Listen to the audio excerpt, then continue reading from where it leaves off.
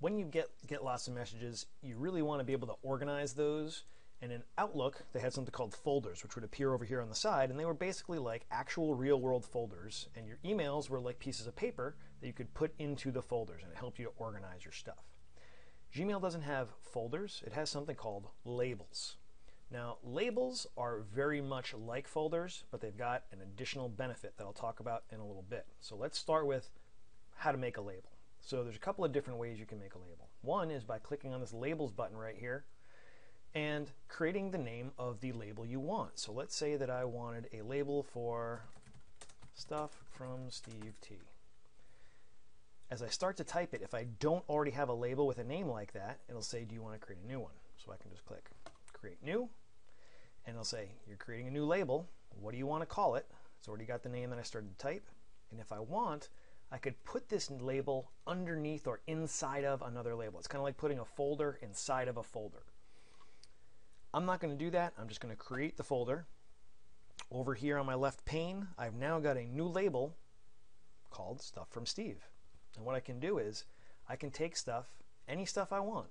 I can drag it and drop it into there, or I can come up, when I click on the message, I can come up to the top where it says Move To, and I can find that label and click it. It is now moved out of my inbox and into that folder. Okay, when I drag and drop stuff in there, it also goes out of my inbox and into this folder. So I was able to drag and drop several items into there. I could, if I wanted to, drag them out of there and back into some other location. So I took it, it actually creates a secondary copy so that I've not only got it in here, I've also got it in my inbox. Now, one of the things that I think is a benefit of having labels instead of folders is that when you have a bunch of labels, you can slap as many labels as you want on a piece of paper, but you can only put a piece of paper into one location, into one folder. So if I want, I can add a bunch of different labels. And I can apply those labels, and as I create them, they get applied. So I was in this Randy Westrel email when I created it, so it added the label to that file. And I can add another label if I want. I can add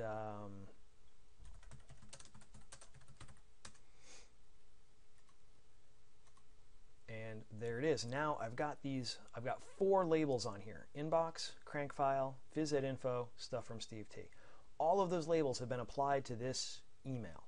And what I can do is I can turn those on or off as I see fit. I no longer want this to be in this, to have this label on it, because it's not stuff from Steve T, it's from Randy. So I click the X, it's no longer labeled that way.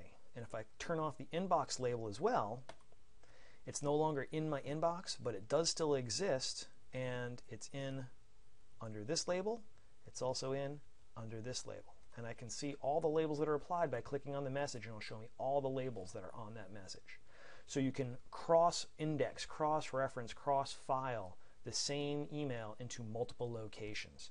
That's kind of handy. You can also use labels when you want to filter your email, your incoming email, which we'll talk about at a later point. If you decide that you don't want a label anymore, you really don't need this label, if you hover over the label, you'll get a little drop down here, and it actually lets you do a bunch of different stuff. You can change the color of the label so that it will have a little color box next to it, but it also lets you remove the label or add a sublabel. So you can put a folder inside a folder with add a sublabel. You can edit the name because, oh, you know what, maybe if somebody sees that they might be offended, so instead I'll put